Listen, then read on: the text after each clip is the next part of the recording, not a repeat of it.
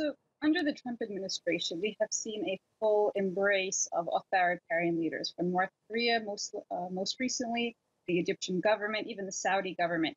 Now, Egypt and Saudi Arabia also sit on the Human Rights Commission, but are not receiving the critique that she's levying against Cuba and Venezuela.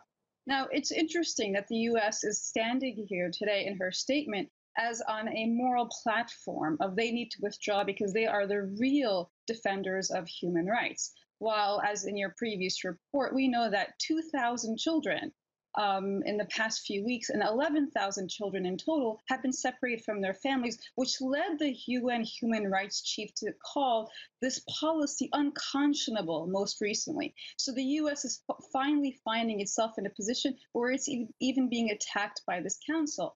Now, in March, there was supposed to be a UN Council Commission going into Israel to investigate human rights violations. Israel refused to cooperate. And so we're seeing that not just the politicization of the council, but the use and misuse of the council. Yes, there are several countries that do sit on the council that are not really in keeping with the ethos of the council, namely countries like Egypt and Saudi Arabia, but they're not receiving the same critique because they are increasingly becoming US allies, as is Russia to a certain extent.